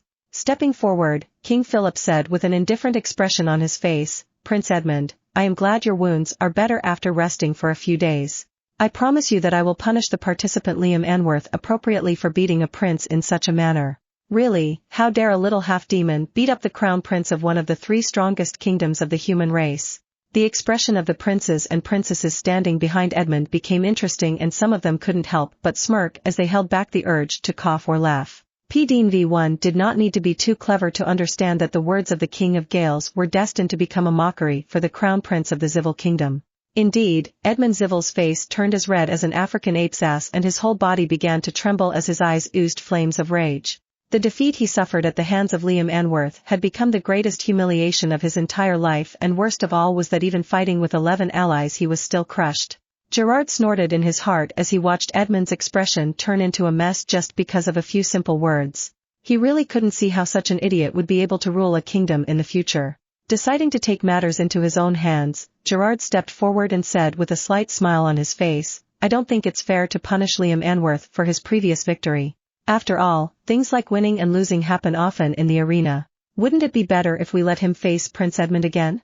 From what I heard, Prince Edmund's physical and mental condition wasn't optimal that day, so the two of them will probably be able to fight more comfortably today." "How shameless!" Giles shouted with wide eyes and didn't care at all about the identity of the other party. He pointed his finger at Gerard and shouted out loud, "Liam is currently recovering after fighting the demon army and battling 4 Third Order Soul Evolvers. I refuse to believe you don't know that. Holy shit. That Prince Edmund whatever was beaten up along with his entire team, but you still dare to make excuses? Even shamelessness should have limits." Indeed, Giles' words aroused the anger of Gale's soldiers and even the shy and silent assassin, who was part of the most talented of Gale's younger generation, Kat, frowned as she looked at the other party with disapproval. Fighting against 4 Third Order Soul Evolvers from the demon army? Gerard looked at Giles with indifference and said with boredom in his voice, "Little noble, I will forgive your offensive pointing and shouting at this prince just because you told a good joke, or else even your king wouldn't be able to save your head." In fact, the other kingdoms did not know about Liam's feats in the war against the demons, so no one believed Giles' words at all. On the contrary, Giles' words allowed Gerard to regain control of the situation. Bang! Suddenly, the blast of powerful aura that covered all the new arrivals to the point where the faces of all the princes and princesses turned pale resounded under the moonlight. "Prince Gerard, you really think you can threaten a citizen of my kingdom right under my nose and speak such bold words without suffering any consequences?" King Philip's cold voice was so chilling that most of the soldiers accompanying the princes and princesses from other kingdoms could not help but take a step back. Just at that moment, 4 men dressed in plate armor and holding swords or spears stepped forward to stand before the princes and princesses. Their auras burst outward and the soul power of 4 soul evolvers above level 125 clashed with King Philip's aura, barely managing to contain it. King Philip's eyes flashed with anger, but the most furious of all was Seraphina, who if it wasn't for Bizemin would have already shouted out loud, "These scoundrels!" She was too well educated to say proper curses, so she could only grit her teeth as her eyes grew red and tears threatened to fall. If these 4 Third Order warriors had participated in the war against the demons, not only could many Gales' lives have been saved, but my mother would not have had to die. Chapter 807 Everything Gets Out of Control, Part 2. Had it not been for the fact that King Philip was being held back by numerous Third Order soul evolvers of the demon race, Belgos would never have been able to reach Queen Helena unnoticed. Therefore, Seraphina's words were not exactly wrong, even though in war unexpected things could always happen. After all, adding 4 human soul evolvers beyond level 115 was no different from adding 4 colossal variants to the battle against demons. Although Seraphina had not said those words aloud and it was no more than a whisper, the silence that covered the surroundings allowed most of those present to hear her loud and clear. After all, most of those present were soul evolvers who had at least made it into the First Order. While those who belonged to the Gales kingdom looked on with anger and fury as intense as those of the 2 princesses and the king, the princesses and princes accompanying Gerard frowned and looked at him and Edmund Zivil with doubt in their eyes. Even Princess Diana Meyer of the Pralin kingdom looked at the 2 princes with a confused and wary expression. She didn't understand why on earth there were 4 third-order powerhouses protecting these two, but what she understood even less was why none of them deployed such powerful soul evolvers to fight the demons. Depending on how things would develop from now on, the 2 crown princes and thus both parent kingdoms could be seen as traitors to the human race. After all, the agreement that all the kingdoms had signed dictated that in a war situation each kingdom had the obligation to support the other as long as their kingdoms were not engaged in war at that moment. It was precisely the existence of this agreement that helped humanity to rise up considerably fast, and the fact that Prince Edmund and Prince Gerard did not mobilize such powerful warriors could easily be seen as a violation of that agreement. Gerard looked at Seraphina out of the corner of his eye and said in a cold voice, "Second Princess Seraphina, these 2 are my personal bodyguards and so are the 2 soul evolvers along with Prince Edmund. In the hypothetical case that we both send our bodyguards to the battlefield, which would leave us unprotected from the demons, can your Gale's kingdom bear the consequences of the death of the 2 crown princes of 2 of the 3 parents' kingdoms of the world? Even the Pralin kingdom alone would not be able to withstand the wrath of both kingdoms and so many affiliated kingdoms." Before anyone could say anything, Gerard looked at King Philip and said with some disdain, "That's not to mention the fact that the current Gale's kingdom is so weak that it is doubtful if it can continue to be considered a kingdom." King Philip's expression visibly changed upon hearing these words and his aura wavered for a moment. "What do you mean?" the King of Gales asked in a deep voice. Gerard cleared his throat and said aloud, "With the loss of so many second-order soul evolvers, can the Gale's kingdom really protect millions of humans? If the demons attack Bearcrest City once again, can Gales ensure that it will protect the lives of millions of innocents? Even the talented mage Helena Milbourne was killed by the demon General Belgos." The territory of the Gales kingdom was quite large as it had 5 major cities and approximately 15 minor towns. With over 14 million citizens and a total army of over 900,000 among which most of them were on the borders to prevent any kind of invasion, protecting this territory was never really a challenge. However, things were different now. During the war against the demons, at least 30% of the total number of soul evolvers in Gales had been killed and the number of first-order soul evolvers who had lost their lives was not small. With such a heavy loss, the Gales kingdom might experience some problems in dealing with the mutated beasts, orcs, and other races. While it was true that the Gales kingdom had slaughtered hundreds of thousands of first-order soul evolvers and approximately 10,000 second-order soul evolvers belonging to the demon race and even one of the 10 demon generals had been taken down, what Gerard was pointing out were real facts. Seeing the pale face of Ellis and Seraphina, as well as the grim expression of the King of Gales, Gerard gained more confidence and continued. "Even you, King of Gales, have lost a good part of your lifespan during the war against the demons. In the past, you would have been able to oppress 4 humans higher than level 120, but now you can't even easily oppress 4 humans who haven't even reached level 115. Due to the loss of many records from the use of soul rupture, King Philip was no longer as powerful as before, and to return to his former condition he would have to take the lives of at least 2 existences at Kingdom King or Demon General level." Knowing this irrefutable fact, he said nothing and continued looking at the Prince of the Thels kingdom with a gloomy expression. Gerard narrowed his eyes and said in a cold voice, "Not to mention the fact that the royal family of Gales is under suspicion for colluding with demons." "What did you say? You bastard! Take back your words!" Seraphina, King Philip, and Ellis shouted in fiery anger as they glared at Gerard as if they wanted to peel his skin off. "Haven't we all seen that semi-demon named Liam Anworth?" Gerard snorted and said righteously, "Who knows if Queen Helena's death wasn't fate? Who can guarantee that all this is not a trick of the demons?" This time even Zemin narrowed his eyes and a dangerous glint shone in his pupils. He had planned to wait to watch the fun and see where this was all going, but he couldn't take it anymore now that the memory of such a kind and brave person was being soiled in front of his eyes. Queen Helena had died protecting the kingdom and mankind. She had slaughtered hundreds of thousands of demon race powers, which was a feat probably few soul evolvers had ever accomplished before. However, far from being honored, what she was receiving was calumny.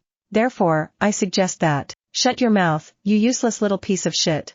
Gerard's words were cut off by a cold voice, and as the princes and princesses, as well as the soul evolvers escorting them turned towards the source, they were surprised to see a stranger staring at Gerard with a frown on his face. Gerard looked at the young man with black hair and eyes in shock, as if he would rather believe he had something in his ears than believe that someone had dared to insult him in such a manner. He held the pinky finger of both hands to his ears and wiggled them as if he was trying to dig out non-existent dirt. "You? What did you say?" Zemin frowned and a flash of disgust shone in his eyes as he said in a serious voice, if you open your mouth again I'll break all your teeth. Gerard's eyes flashed with murderous intent and his indifferent voice sent shivers down the spines of the princes and princesses behind him. Kill him. Anyone who intervenes will be labeled as suspected of allying with demons. The two third-order soul evolvers protecting Edmund stepped forward as they saw him nod, and together with one of Gerard's two bodyguards focused on King Philip as if warning him not to intervene. On the other hand, the last of the four third-order soul evolvers turned into a flash of purple lightning and in a blink appeared in front of Xietain with his spear pointed at his heart. Only a small handful of people could see what happened next. Bang! Boom! A bang followed by an explosion and the subsequent collapse of a small artificial mountain resounded under the night sky. As the dust settled, everyone looked in shock at the level 115 soul evolver lying on the ground over 80 meters away holding his left cheek. However, what most caught everyone's attention was not the fact that a human who everyone had treated as a normal soldier due to his attire could send a third-order powerhouse flying with a slap, but something different. P.D.V. Holy shit, this daddy really is good at this stuff. Xietain looked at his right hand and a weird glint flashed in his eyes. He pulled out a star-shaped earring that was embedded in the flesh of the ear he had ripped off the other party after avoiding the spear and slapping it. The records of the earring immediately reflected in his pupils. Disguise earring, magic grade treasure. Once a day for 12 hours you can take on the physical appearance of any existence of the same sex and of a similar race that does not exceed you by more than 20 levels. To activate the earring's effect the user must first be clear about the image to use and only certain eye skills or treasures will be able to see through the disguise. Demon. Princess Diana Meyer of the Pralin Kingdom's face turned pale and she, under the custody of two level 90 soul evolvers, backed away from all the princes and princesses as she looked at the dark blue-skinned demon slowly standing up with the left side of his face disfigured. King Philip did not even hesitate to move. His golden spear appeared in his right hand and as he turned into a flash of white light he roared like a furious lion, "Take all princes, princesses. Whoever resists will be handled as a traitor of the human race." Soon, King Philip began to push back the two soul evolvers protecting Gerard. Despite the fact that demons had a naturally superior physical body compared to humans, not even 2 seconds had passed when the two demons found themselves spitting blood repeatedly after being completely overwhelmed by the King of Gales and his spear technique. Gerard's face was pale white as he realized that there was no way he could get away from this. He knew he was in serious trouble, so he looked at Edmund and shouted hysterically, "You bastard. If you don't join me now then we both go down here." Without waiting for a response, he looked at the 10 second-order soul evolvers that had accompanied him as royal bodyguards and shouted, "All of you, capture as many princes and princesses as possible." Soon, the whole place became a mess as the soldiers of the Gales Kingdom began to cautiously surround the princes and princesses along with the soldiers of the other kingdoms. However, the nightmare of the princes and princesses who had accompanied Edmund and Gerard was far greater, as while they were surrounded from the outside, they were being attacked by those they thought were allies. In less than 5 seconds, a total of 2 princes and 2 princesses had been captured alive by soul evolvers above level 90. Between the 2 princesses, Bianca Brentwood of the Lidora Kingdom looked at the blade of the sword on her neck with a deathly pale face and did not dare to move at all. All her proud attitude from before had disappeared to the point where her legs were trembling. Edmund looked at Seraphina and Ellis with red eyes as he shouted furiously, "Capture one of those 2 first." Although Edmund knew that the 2 princesses of Gales were powerful as he had seen them fight in the competition of kingdoms before, capturing one of them was the only way the King of Gales, the presumably most powerful warrior, could be stopped. In fact, Edmund also ordered his soldiers to capture as many princes and princesses from other kingdoms as possible, but what was more surprising was the fact that among the princes and princesses from other kingdoms there turned out to be more who were allied with the demons as 4 more third-order soul evolvers of level 115 soon appeared. Prince Maximus of the Azure Kingdom pointed at Xietain and roared loudly, "Kill him." A princess who was barely wearing any clothes also ordered the 2 demons next to her to help the other 2 to fight King Philip. Ellis did not panic despite not having her shield. She activated multiple skills and somehow managed to raise her defense to the point that even without her combat equipment she managed to survive and dodge most of the attacks from the third-order demon that charged towards her. On the other hand, Xietain looked at the 2 demons running towards him with fierce expressions while a third one aimed at Seraphina who was standing next to him. Chapter 808 My future husband and father off me children. The 2 demons charging at him definitely had killing intent. After countless battles and having been put in life and death situations innumerable times, Xietain was overly sensitive to things like killing intent, and the killing intent that the two demons were releasing while staring at him intensely was especially high. In contrast, the demon charging towards Seraphina was being much more cautious and observant of the surroundings. Xietan's lips curved into a scornful and disdainful grimace that he did not try to cover up at all. Crimson lightning flash. The golden-colored rune with 2 crimson lightning flashes on Xietan's soul lightened slightly as he expended 120 mana points. In just an instant, his agility received a huge boost of 250 points at the same time as blood-colored lightning began to crackle noisily around his body. "All of you, freeze!" Xietan's voice spread far and wide, and the effect was immediate as the power of his blood manipulation skill rushed in. All first-order existences were effectively frozen regardless of level. It also didn't matter if it was a soldier, prince, or princess, everyone was frozen. As for second-order enemy soldiers, they all froze for a brief moment before regaining mobility but at the cost of constantly expending mana to keep the blood inside their bodies under control. As for the third-order demons, they only frowned slightly but did not even falter in their steps. Just as Xietain dashed forward to take care of the 3 third-order demons in his way, Seraphina's voice sounded from behind him. "Earthquake! Rumble!" The ground suddenly began to shake fiercely and the surroundings rumbled noisily. However, Xietain was surprised to find that his movements did not suffer any backlash no matter how strange it seemed. On the other hand, the demons were not so lucky. The 3 of them cursed as their steps faltered and the movement speed at which they were advancing dropped by at least 30% as they had to struggle not to fall. "Not bad, Ponytail's princess." Xietain praised in an honest voice as being able to hold back 3 soul evolvers above level 115 in such a way even though she had yet to reach level 80 showed how powerful Seraphina was and how brilliant her skills were. At the same time, he activated Void Fist 3 times in a row and in just 2 seconds hit 300 times in 3 different spots using his 2 hands. 3 fist marks appeared in the sky, quickly flying towards the demons who had also activated their own skills at the same time as they slashed with their weapons. Not even a second later, the 3 crystal fist marks collided with the demons' glowing weapons and 3 loud explosions destroyed the surroundings almost completely. Boom! Boom! Boom! The 3 demons were sent flying over 300 meters spitting blood before falling to the ground and rolling for another 200 meters and finally coming to a stop. The 3 struggled to get to their feet as they stared in shock at the human who after stopping briefly resumed chasing them. "Humph, I'm just starting, orc." Seraphina snorted. She pointed her magic staff at the 3 demons and said in a dignified voice, "Panic." 3 red-colored magic circles with black runes suddenly glowed under the demons' feet and for a split second their movements froze as they were without warning engulfed by a wave of inexplicable fear. Although the 3 quickly regained their minds and the magic circles below them were destroyed, Xietain had closed the distance of 500 meters in that brief instant and before the 3 demons could do anything about it they suddenly felt a great deal of pain in the chest area. Boom! Boom! Boom! 3 loud but not so chaotic explosions along with the sound of bones being crushed resounded and when the third-order demons looked down at their chests they noticed that all 3 had a fist-sized hole in the left side. "1 heart down," Xietain muttered as he casually waved his hands and spread purple blood and demon flesh everywhere. Attacking the head guaranteed death, but all combat-experienced existences always automatically and reflexively covered their heads in times of crisis. Therefore, Xietain knew that it was not necessarily a safe bet to attack intelligent beings there.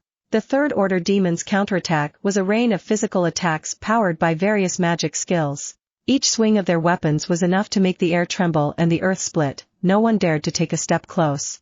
However, although the 3 demons were very adept and powerful, the super warrior skill that Xietain possessed made him a beast when it came to melee combat.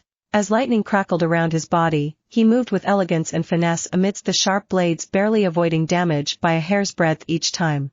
Although the ground beneath his feet shook furiously and he was occasionally struck by black lightning or fiery flames, the defense of his armor was more than enough to keep him from collateral damage. The princes and princesses, as well as the frozen soldiers, did not look at the battlefield of King Philip or Princess Ellis but focused wide-eyed on the unknown human who was practically playing with 3 third-order soul evolvers belonging to the demon race. "Damn you bastard, since you like dodging so much then dodge this." Suddenly roared one of the demons and with a fierce swing a blood-red magic circle glowed on the blade of his sword, Death Slash. Xietain sensed some danger from the incoming attack so he did not dare to be careless. He raised his left hand and said in a deep voice, "Blood barrier." Swoosh! The purple blood of the demons shook and flew, quickly gathering in front of Baizemen and forming a neon-purple circular barrier 2 meters in diameter. Boom! The crescent-shaped slash slammed into the purple barrier, causing the earth to tremble even more ferociously, and at the same time as several large cracks spread out in the surrounding area, a dense cloud of dust rose over 100 meters high. Did he die? Asked Edmund, trembling with fear in his place.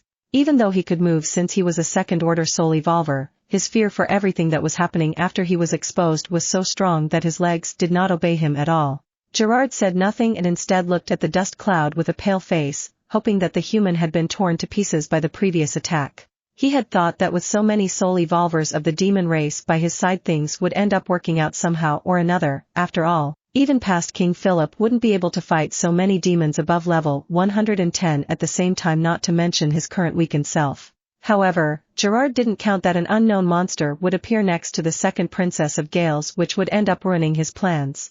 Boom! Boom! Boom!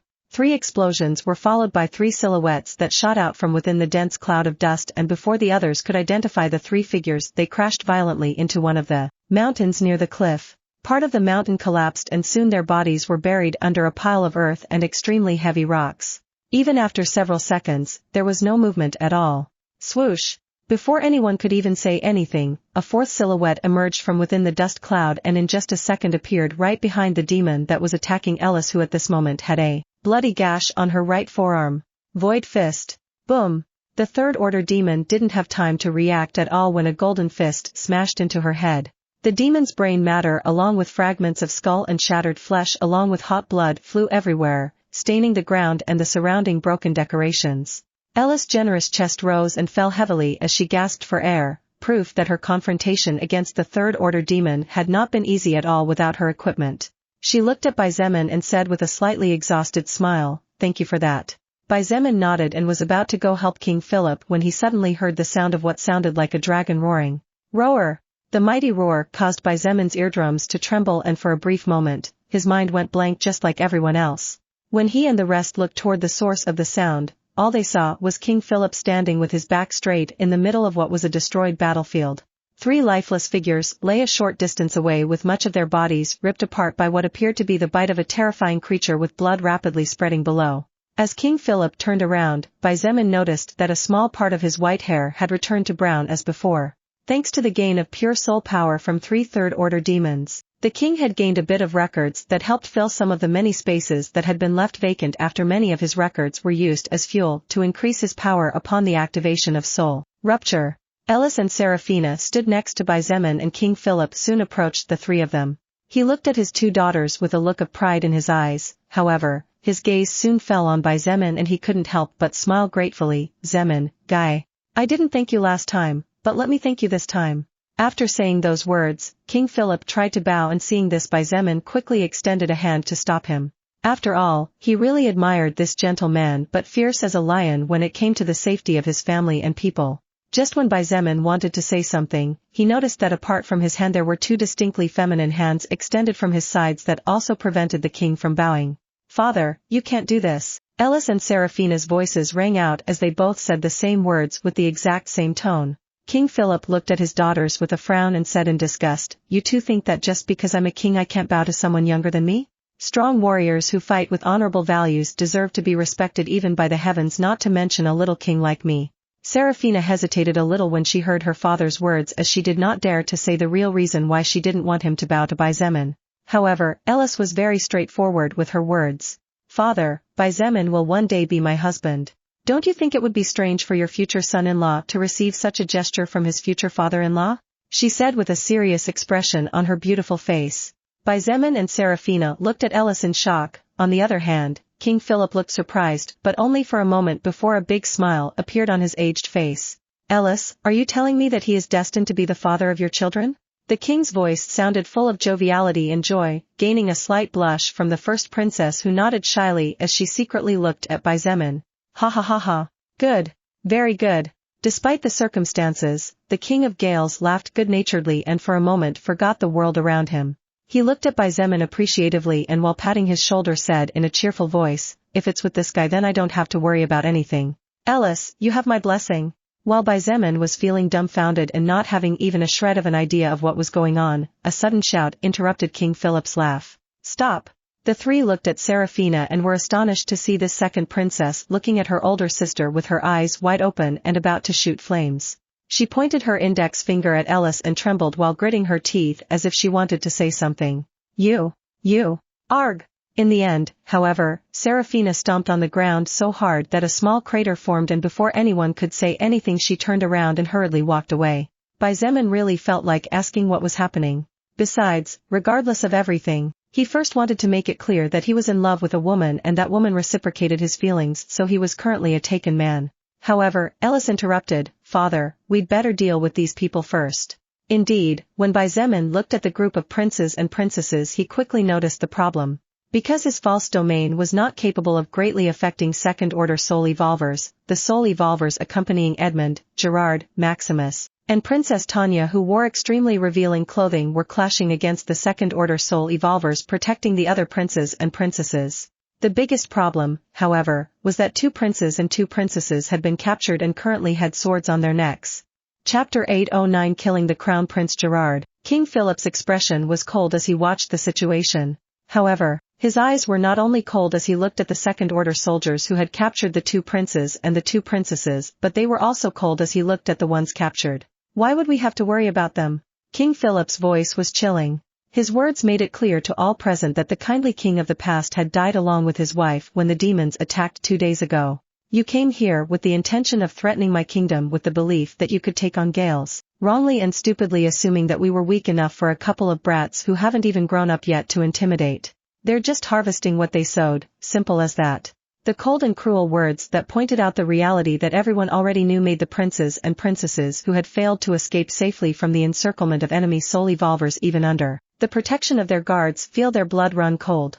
Xietain stopped restraining the blood inside the bodies of the 2 captured princes and 2 princesses to see if any of them had anything to say, and not to his surprise, it wasn't long before one of them broke the silence.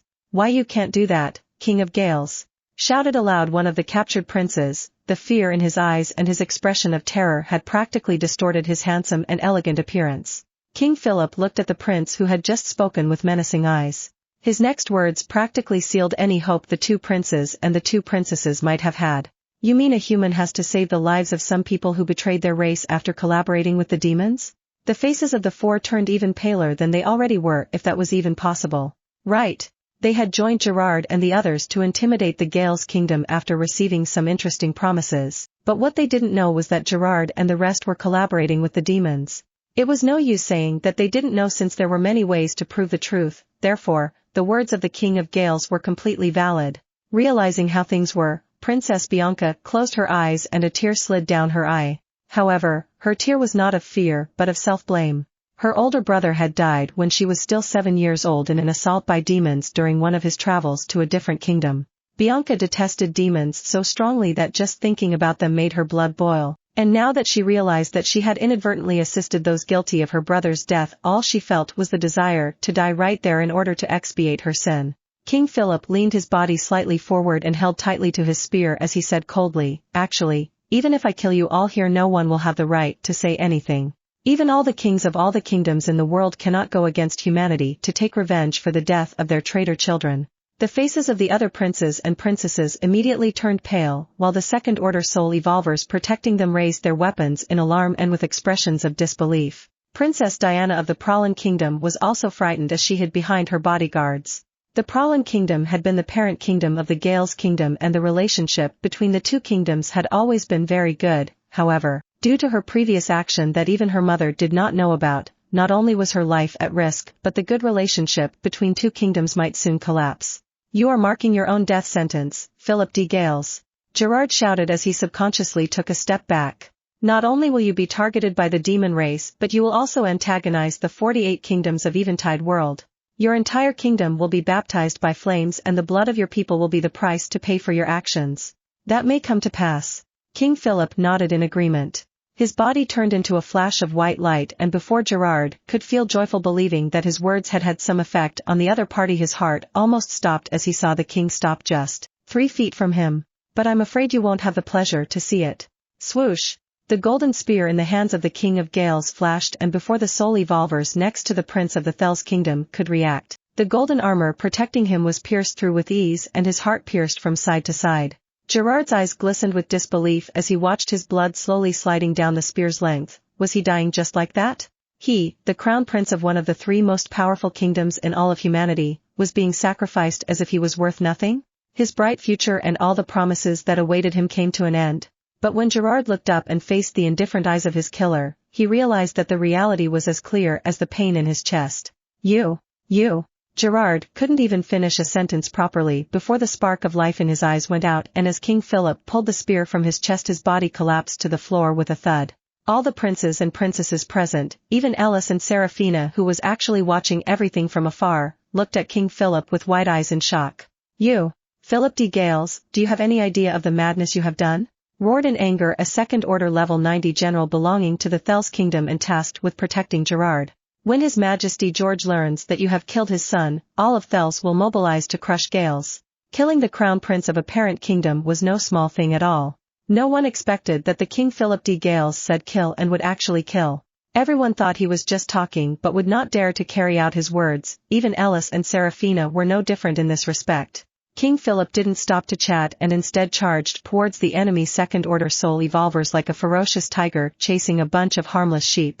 Although some of the sheep managed to activate 2 or 3 skills and cause considerable damage to the terrain, their lives were taken by King Philip's spear an instant later without even suffering any damage. The difference between a tiger and a flock of sheep was too great for numbers to close the gap.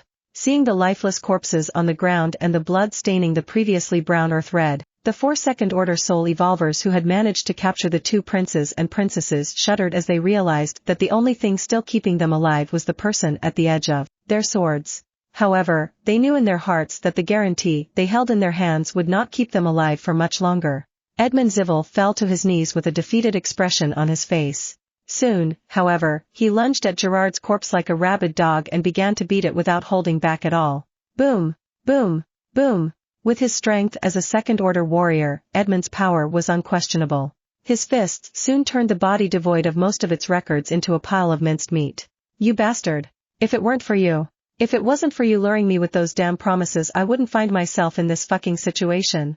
Edmund's fists continued to rain down in an attempt to vent his anger and fear of knowing that his turn would soon come. Just then, a clear voice rang out amidst the constant explosions. Your Majesty Philip, if I may. I have a suggestion that I would like to discuss with you. This time there was no one who did not know the owner of that voice.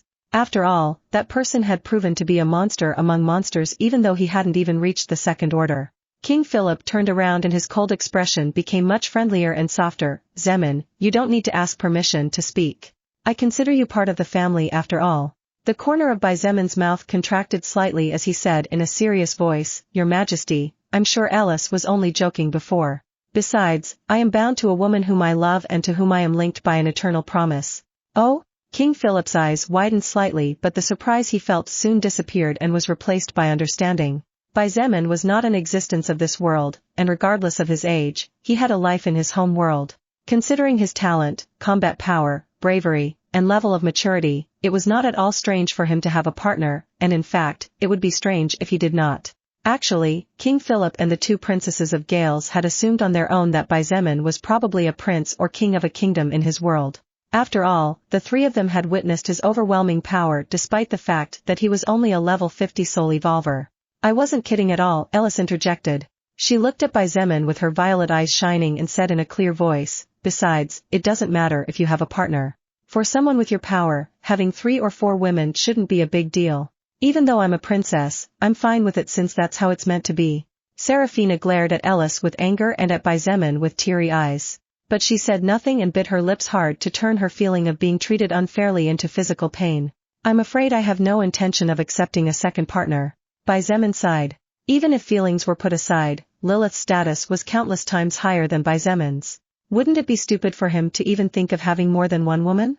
It would be the same if a vagabond who was fortunate enough to be chosen by the empress of a kingdom wanted to have concubines, completely irrational.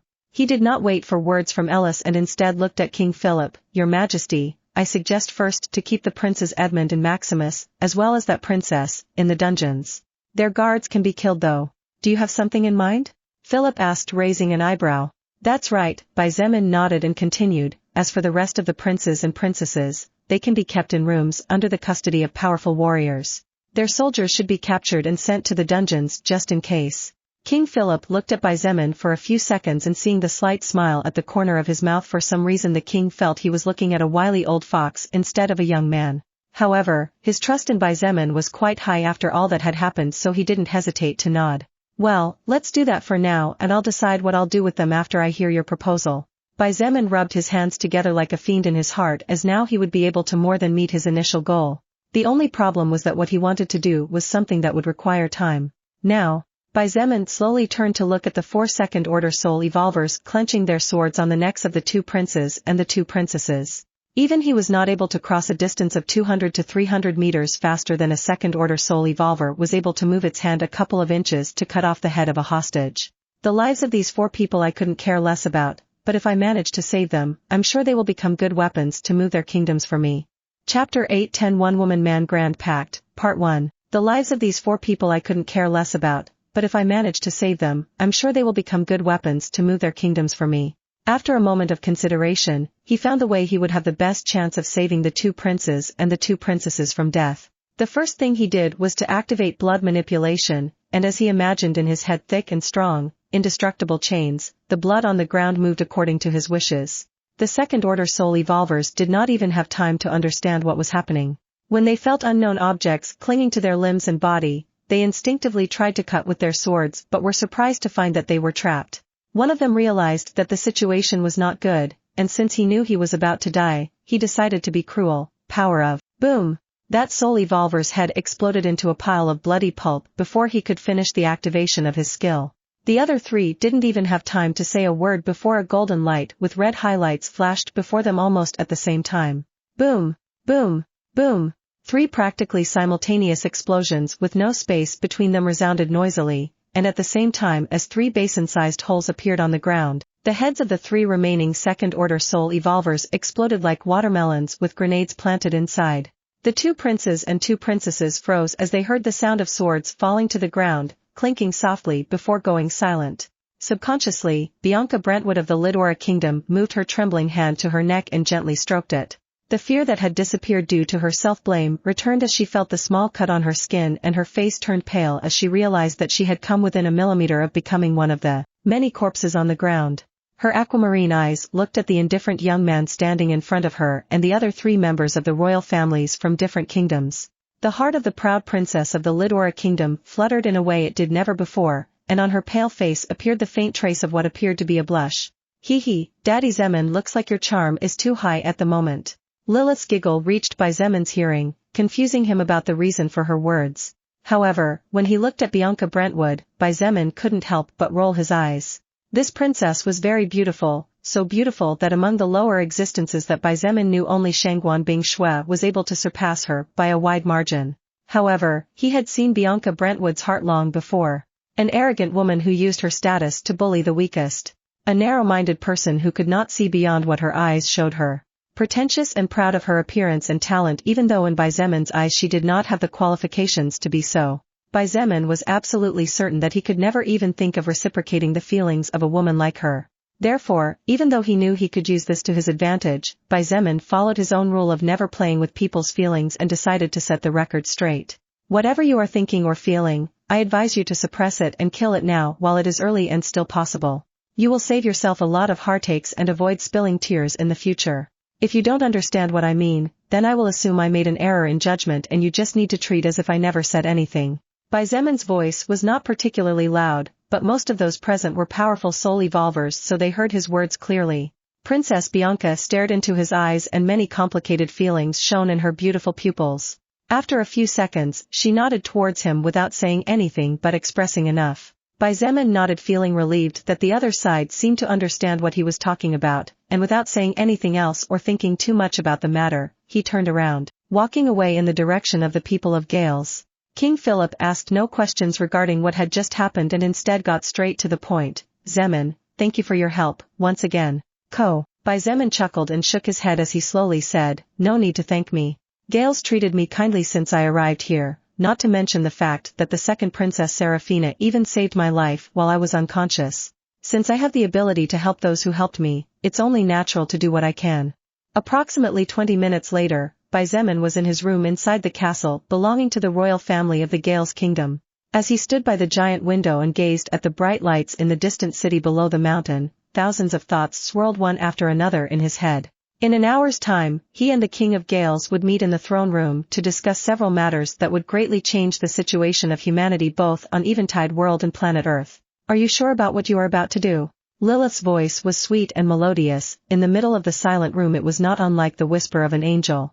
Xietain did not take his eyes off the city lights as he calmly said, I'm sure. Lying on the bed on her left side, Lilith looked at his back for a few seconds before slowly saying, what you are planning to do will not be something that can be accomplished in 2 or 3 days. Even with trained, high-level troops under the flag of this kingdom, even with your full strength, you will need months of time. I am aware of that, Xietain replied, and without changing his tone of voice, he remarked, however, it is something that will benefit Earth in both the short and long term.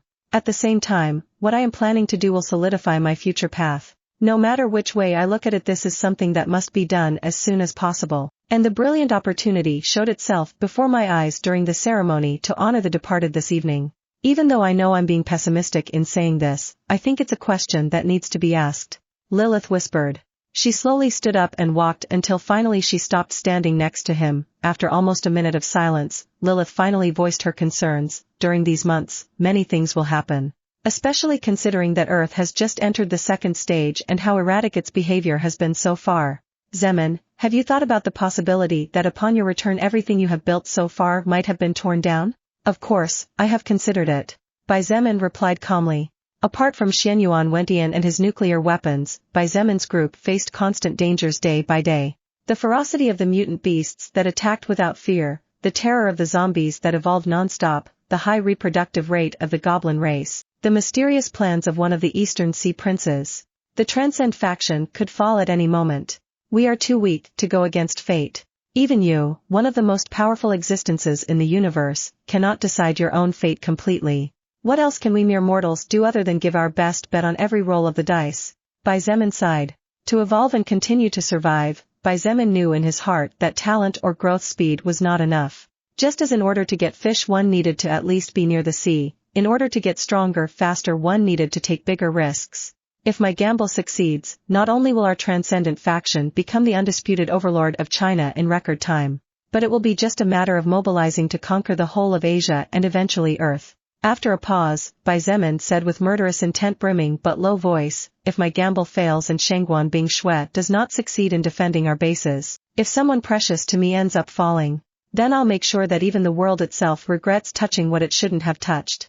Lilith closed her eyes slowly, trying not to let her worry show in her expression. Don't worry, that Shangguan surnamed girl and her mother are very powerful. Besides, as long as no abnormally powerful human or other race soul evolver appears, your troops should be able to hold out at each base while reinforcements arrive. Xietain nodded silently. He did everything within his power. Not only had he gathered many talents but he had also brought out of the shell people who previously did not have the courage to fight but were now powerful soul evolvers.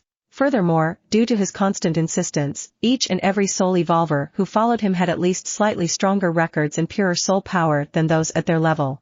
His transcendent faction was not weak at all. Even if Xietain fired a nuclear weapon at each of the faction's bases, which was unlikely even if he had control over at least one of the orbiting satellites, the Sky Destroyer had the ability to protect at least his family. Once I return, there will be no one capable of opposing either me or my faction. Xietain narrowed his eyes and his aura became dominant as he thought to himself, once China is under my control, my next target will be Russia to complete Evangeline's petition before finally heading to the East Sea. An hour later, Seraphina and Ellis approached Xietan's door.